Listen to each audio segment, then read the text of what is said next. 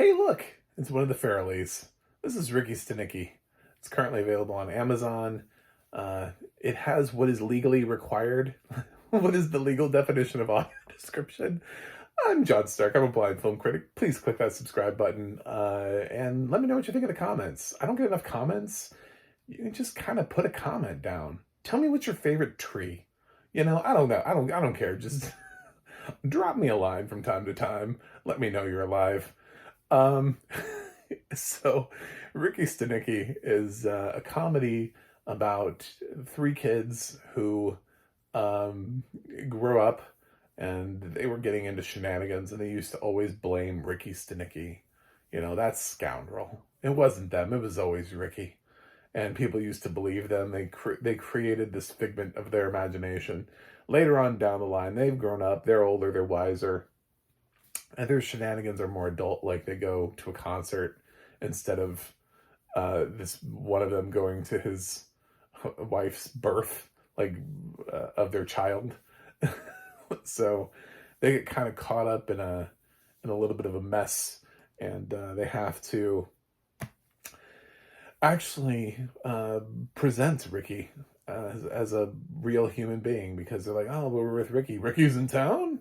Oh, so they hire an sort of an out of work actor slash celebrity impersonator played by John Cena to come into the film and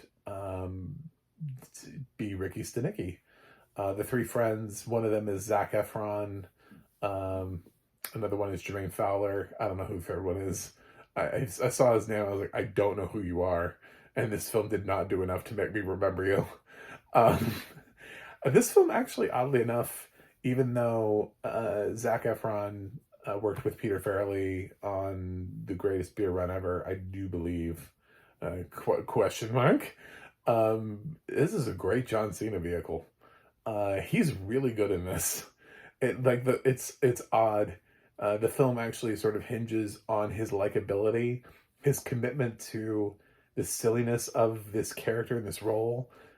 We see him and he's like in a dive bar and he's doing this performance and he's got these lyrics that you wouldn't still hear in a film in 2024. It's the kind of humor that you would hear in a film coming from the 2000s. It's funny for the moment because it still shapes his character, because it's not like people stopped being like this. We just stopped making jokes like this because we stopped people kept telling us they're not funny. They are funny, you just don't need to do them the whole film. So it lets you know a lot about this character and his choices in life, and it comes back around. It's a joke that's like a that has a punchline to it later on in the film if you stay with it. So, yes, that comes back around at the end. That silliness of what he does. And then they offer it to him, and he really, like, he's a method actor, so he really gets into it. He finds out that Ricky has been sober for 7 years, so he quits drinking. He's been sober for like 3 days, so he's going through withdrawal, and he reads this what the three guys call the Bible, and it's all the stuff of Ricky throughout the years, everything that he would need to know to play Ricky. He has a great job of just sort of memorizing everything, and he's very personable and interacts with everybody. It really is a great role for John Cena. Um, I yeah, I really enjoy John Cena in this. I mean, Zach is fine, but he gets way overshadowed here because he's like one of three. I know he's supposed to be like the central one that we relate to the most, but I just really took away from this that John Cena really, like, I did see Freelance and he was fine in that, and I just keep wondering, I'm like, why are John Cena films going straight to streaming? I'm also reviewing this having just seen the Oscars, and he did that entertaining bit at the Oscars. Why are his films going straight to streaming? We're complaining about how there's not enough product in theaters. What? Put his shit back in theaters. He did a film with Jackie Chan last year. He did Freelance, which, albeit, would never have made that much money at the box. It would might have made something. And this should be in theaters. So instead of just on Amazon. I do miss the Farrelly brothers because they're not as funny solo as they are together. So we should remedy that. Yeah, Green Book was fine, but you're not doing Green Book stuff anymore. You're back into comedy territory. So why are there not brothers? Can we put Bobby and Peter back together? Is that a thing? But yeah, it's fine. You have the three characters and they have all different dynamics, and the film evolves. And I wish I could care. There's a gay character, Wes. Yes, Wes is, and there's some funny stuff with him, but again, John Cena, I just thought stole the whole movie. In sort of the way that if you watched Drillbit Taylor, I mean, those kids are fine, but it's really Owen Wilson and his commitment to the ridiculousness of his role that sells that film. If you thought Drillbit Taylor was funny at all, I will give you that. But this is basically that. So, the audio description here, meets the legal requirement, I guess, of being defined as audio description. It's access media. I don't know who you are. I have a very particular set of skills that I have I've achieved. I will find you. I went to their website. They have like testimonials, and like Michelle and her team gave like such good audio descriptions. They really helped us with our needs. Did they give you this? This sounds like ass. I'm sorry. Like, I know like most of the time I come on here and I try to find the positive in the audio description, but I do have some complaints every once in a while. This audio description is awful. First of all, I wasn't even sure it was human.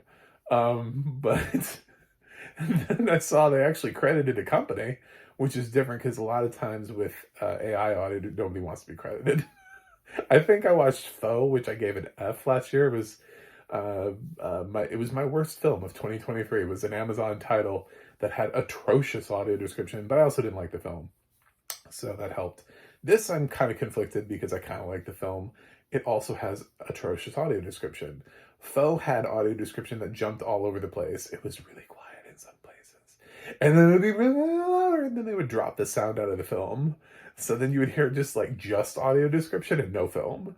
But then in other places you would hear no audio description because it would whisper to you. And then the balancing was so bizarre. Here it's just quiet. That's the decision they made. They were like, you know what? We here at Access Media, we believe that audio description should exist and not heard. Sort of like instead of seen and not heard, we can't see. So exist and not heard. We like to take sort of a process of not encroaching too much upon the film. So what we do is we don't actually have sound mixing or a quality check. What we do is we just kind of put it in there. We slip it in there. And then if you can hear it, good for you. If you can't, it's because you're not really meant to. There are several points in this film where the audio description is totally inaudible because there's a really important song in the soundtrack that's blaring and they didn't balance it. So instead of us learning what visually is happening on screen while the song is playing, montage, we don't get that because we can't hear the audio description. And you could say, John, it's probably your setup. You should get better speakers or television. This was not the only thing I watched this day on my television, nor was it the only movie that I watched. And I watch other content on Amazon. It's not like I don't have this problem with everything. I've just they just put out a film like 2 weeks ago, Upgraded. I didn't have that problem with Upgraded. So no, it is not my TV. It's not my hearing. It's not me. It's you. It is Access Media. Welcome, Access Media, to you can go sit over there with Diffuse, and you guys can think about how you're creating awful accessibility. It's like building a wheelchair ramp to nowhere.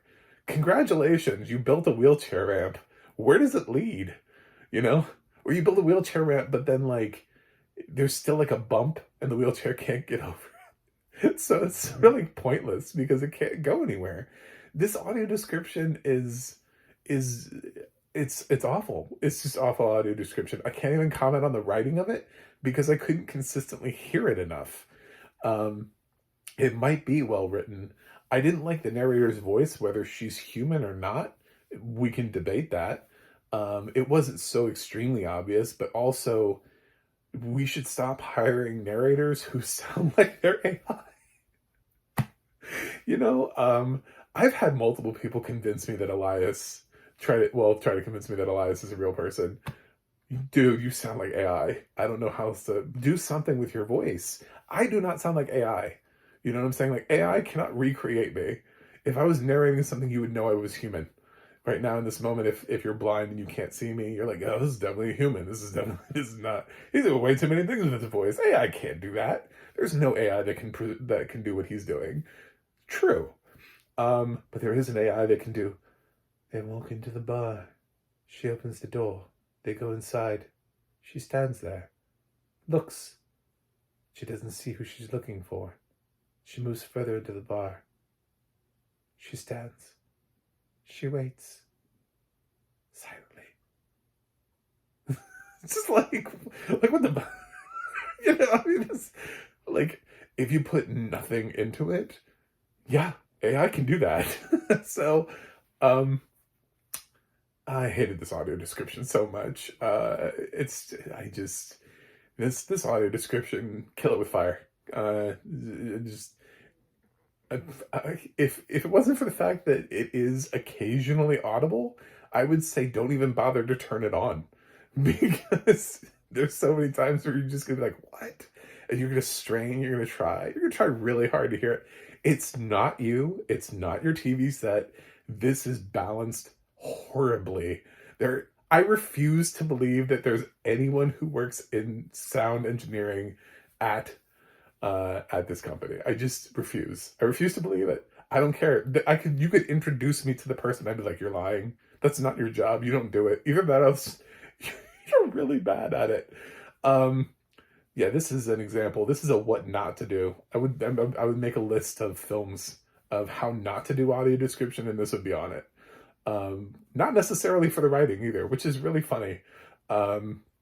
I can't even debate the writing because I couldn't hear half of the narration. Anytime a song comes on, done. It's out, gone. Bye. Where'd the narration go? I don't know. You can kind of hear it. It's like while like there's some rock song playing over the top of it. Anyway, but the film is fine. I like John Cena in this, so I'm gonna be optimistic. I'm not going to keep giving everything an F just because Amazon doesn't know how to make quality audio description for their titles. So, yes, Ricky Stanicky, you're getting the fresh side score for me. I'm giving Ricky Stanicky a B-. The only way this could have gone higher would have been if they had actually made the other three characters more memorable and matched John Cena, so this felt more like The Hangover, where everybody's evenly matched instead of just a great vehicle for John Cena. But kudos to John Cena for being great in this. I really enjoyed him. Anyway, thanks for watching. Thanks for subscribing. I do have a website, MacMovieGuy.com. You can follow me on X or Instagram, MacMovieGuy. You can go to the Audio Description Project, adp.acb.org, let you know what has audio description, where you can watch it. And you can go to the ADNA.org. That's the ADNA.org, where you can look up people who are not this company and see what else they've done.